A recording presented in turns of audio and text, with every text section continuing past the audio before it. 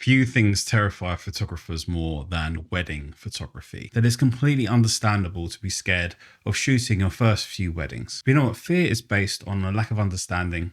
It's based on uncertainty, fear of the unknown. There's a saying that I like, and it applies to most things in life, and that is that knowledge dispels fear. What that means is the more we know about something, the more we can predict, the more prepared we are for what we're going to face, the better chance we have of succeeding and doing a good job of it. And the same is absolutely true for wedding photography. If you know what to expect, you know what's coming, and you know how to deal with it, it's much easier and less scary to photograph a wedding. In this video, I'm going to address some of the core fears and misconceptions that I see that people have around wedding photography, and also give you some practical tips on things that you can do to practice in advance. So when the day comes when you're photographing someone's wedding, you're less likely to make a mistake and you're not going to be as scared as you were before. So in a moment, I'm going to cover some key concepts and ideas that will help you reframe the way you look at weddings. But I'd like to know from you guys in the comments below, can you tell me what is your biggest fear at a wedding? What things worry you the most?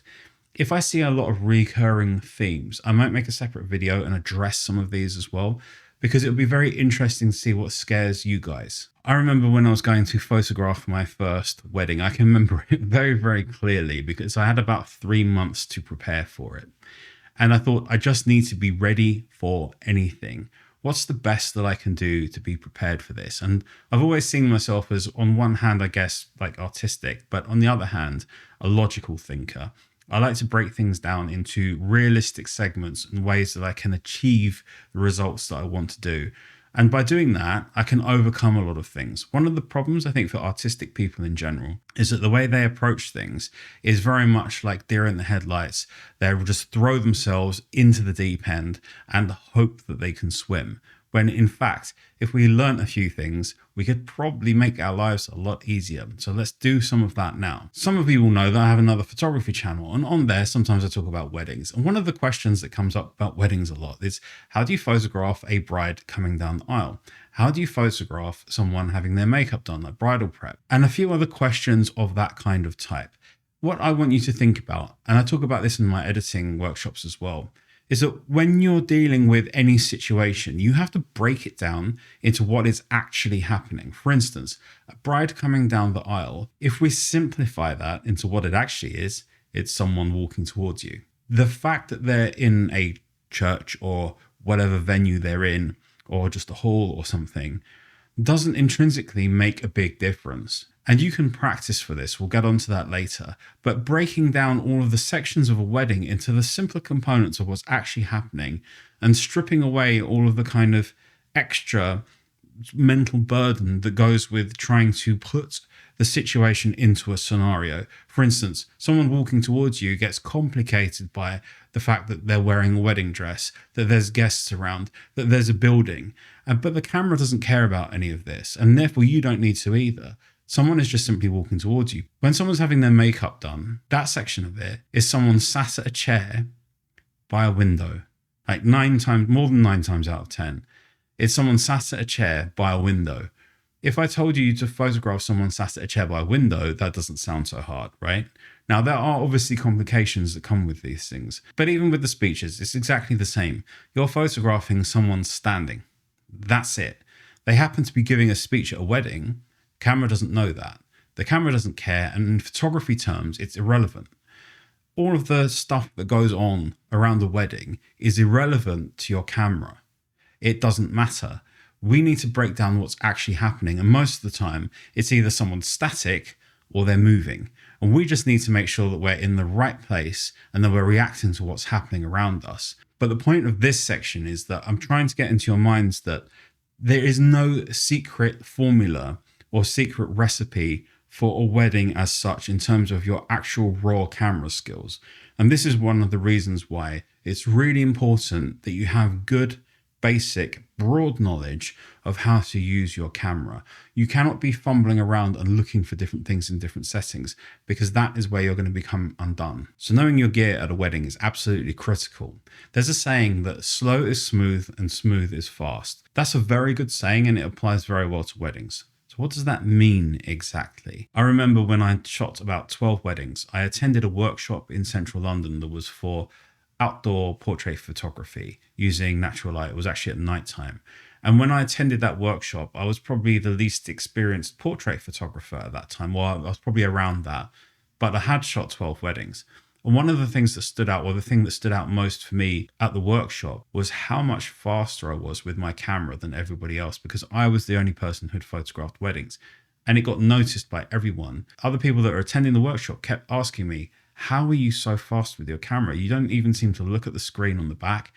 And I had image review turned off because I didn't need to look at it. I knew my camera meter through the viewfinder, and I knew that I needed to be over or under by so much just from this experience and practice. I didn't feel like I was going fast. I was just going much faster than everyone else because I was just making a few changes slowly but accurately. And that meant that I looked really fast to everybody else. And I think that's the point you need to be at. And I think that that's probably where a lot of people are going wrong when they're doing weddings, is they just don't have that speed and proficiency with their camera to be able to keep up with what's happening in front of them. Does that make sense? Let's say the bride's in bridal prep. She's backlit from the position you're doing because you're kneeling down doing some detail shots, and the father of the bride comes in. The bride is backlit. The father of the bride's going to be backlit as well. But the shot is possible. Now, if you've done your practice, which we'll get onto later how to do this stuff, you might be able to say, I need to increase my exposure 2 stops. This is going to drive auto exposure completely mad. So I'm going to be in manual mode. I'm going to go up 2 stops to compensate. I know it's 6 clicks because 1 stop is 1, 2, 3 clicks on any dial on a camera. So 6 clicks is 2 stops. So being able to make your exposure changes on a good guess, on an educated guess, whilst also then not having to look at the camera to do it, is going to get you there so quickly. This is why that even in the times of mirrorless cameras, photographers are still struggling with their exposures, because I think that there's a difficulty with mirrorless cameras because they're great until it goes wrong. The foundation that you need to have is you must be able to use your camera quickly in manual mode. You must use it and practice with it in manual mode so that you can do it. Then you can go to aperture priority, auto ISO, all you want. That's when you can get through the stage of taking slow actions because they're accurate, deliberate, and you know what you're doing, and everything then seems to happen quickly. The problem at weddings for most people is that whilst weddings aren't particularly fast, it's something happening again. It's very easy for us to start to feel overwhelmed if we're slow and inaccurate. Once we've got accuracy and we've got good guesses, good predictions, and good anticipation of what's going to happen, we don't need to move or do anything particularly quickly because we're doing the right things just slowly and we're up to speed with what's going on around us. Because like I said, weddings aren't particularly fast, but there is a lot going on and it does keep happening. So it can be fast if you start making a lot of mistakes. It can feel massively overwhelming. So a next part to this is about the anticipation of what's going on, understanding what's happening. A couple of things. First thing is order of the day. You need to know the order of the day. So whatever religion or non-religion or country you are and culture you have, there will be a repetitive set order to the day. This is one of the things that's really nice about doing wedding photography. Weddings are very, very repetitive, but they do throw in a lot of awkward problems all the time that you need to quickly problem solve. It's like lots of small mini problems, which is why you need to have a good broad knowledge in order to be a good wedding photographer. Breaking the day down into manageable chunks. So, bridal prep is one stage, ceremony is the next stage, then family photos, for example. And you're only dealing with the stage that you're actually at. You're not trying to keep all of it juggling in your mind at the same time. You're just dealing with exactly what's in front of you and what you need to do. And you should have an idea of photos that you need to get and where to be and what to do. Now, I'm making a workshop about this. I'm going to make a workshop that's like this, where I'm talking to you guys, but I'm breaking down every single part of the day. And I'm going to tell you what can go wrong based on my experiences of the things that can go wrong and how you can avoid it, where to stand, the kind of settings that you'll probably need and what to avoid and what to do, and how to make each section of the day work. I'm going to pass on my experience to you guys. So it's not going to be an on-location wedding where I'm doing a wedding, but I've watched some of these things online. And what is absolutely missing all the time is understanding where you're supposed to be, what you're supposed to do, and what can go wrong. And I actually think this is the best format for teaching someone in the simplest way without doing an in-person workshop with you guys. I think this is the best way to do that. So if you want to sign up for it, sign up to my newsletter, and the link's down below, and make sure that you tick the wedding photographer box when you get into that page. Then you'll get the early bird discount when it comes out. So the other part of anticipating what's going around you is to actually properly pay attention. You need to listen. Listening makes a big deal because you can hear things like, oh, dad's coming up, grandmother's going to be downstairs in 5 minutes, or whatever it is. You can hear these things are about to go on. Knocks at doors. Who is it? What could happen? Anticipate, think ahead. Where will I need to be? Look around the room. Where could I stand? Where's the best lighting? You need to anticipate all the time what's going on, but you don't have to do this at a high speed. I think people, when they're working at weddings, you just need to be thinking one step ahead with a few what ifs, but just for the next minute or two. You never need to be further ahead than that. If you start to panic and you start to feel really worried about what's happening at a wedding, you feel overwhelmed and it's just too much. The worst case scenario, the fallback for you is stay relatively close to the bride. Put your camera in aperture priority at f2.8, set a minimum shutter speed of like 1/60th of a second, and just photograph what's happening in front of you until your mind calms down and you mentally catch back up again. Because it is normal, especially early on, for weddings to feel overwhelming. It can feel that too much is happening too quickly and that we're not in the right places. So I'm just giving you some of the ideas of way that you can think about and reframe and prepare for a wedding. But you need something actionable. What can you actually do? Like real world today, pick up your camera. Okay, so let's take an example of bride coming down the aisle. One of the worst case scenarios for a bride coming down the aisle is that the doors to the venue are behind the bride and you're at the front and the bride is there with her father. The doors open up and there's tons of light behind the bride. You need to think that in situations where there's ever something really bright or really dark and you are going to photograph a moving subject or you are going to move, you really want to be in manual mode for that, because as your subject moves, you're going to have to reframe your shot all the time. And as you do that, whatever's really bright or really dark is going to confuse your camera meter. And this is true. Again, this is about understanding photography in its basic sense. This is true for anything in photography.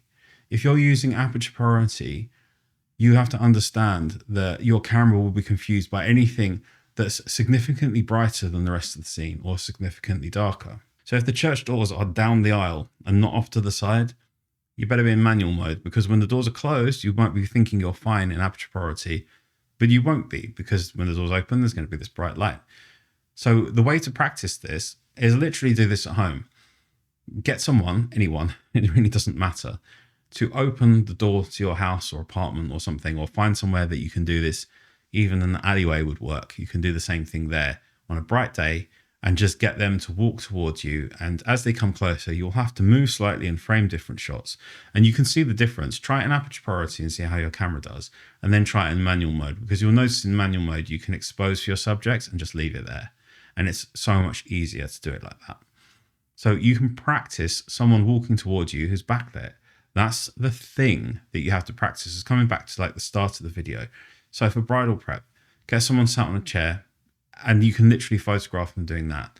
Then what you can do is get someone to come in and just stand in different positions where you can't anticipate it. So put yourself somewhere in the room and then tell someone to come in and stand somewhere. And then you have to try and photograph them and make the exposure work, because you're going to get wildly different exposures. One of the things that's hard in bridal prep is that the exposure differences from the window side of the room to the dark part of the room are going to be quite a lot of differences. So when you're doing things like this is stuff I'm going to cover really in more detail in the workshop, because there's like tricks and things you can get around some of this stuff a little bit more quickly. But understanding and practicing these things where you have someone come in and stand in a random position, because that's what's going to happen to you at a wedding. A wedding is basically a load of people doing semi-predictable or random stuff being in places at different times, you having to anticipate that as best you can and react with your camera settings quickly. So you just need to replicate that in your own life. So that's one thing you can do. When it comes to flash photography, one way to really annoy a partner or a friend is to just follow them around, bouncing the flash off things and seeing how you can bounce off different surfaces. Try different things out. I would suggest you don't do this for too long because it will really annoy the person that you're photographing. But that's also something to remember for weddings in itself as well. Flash photography is useful and sometimes absolutely needed, but if it irritates your partner, it probably irritates people at a wedding as well. So it's something you want to keep down to a minimum. It's kind of logical when you think about it like that. But again, even when you're thinking about photographing the speeches, it's the same situation as bridal prep. It's someone probably backlit by a window, so the exposure is a little bit difficult. And then guest reactions, they're going to be deeper into the room. So you have to think about what's the exposure difference between these values, how you're going to cope with that. And just get used to practicing switching between one side of the room and the other. How many stops difference are there? Think it through and practice these situations. So I think the key to me is to practice as many scenarios as you can at home in simple ways. You don't have to be at a proper venue. Light is light, walls are walls, people are people. That's the way to simplify your thought process on how to practice for a wedding. You need to know your camera gear inside out.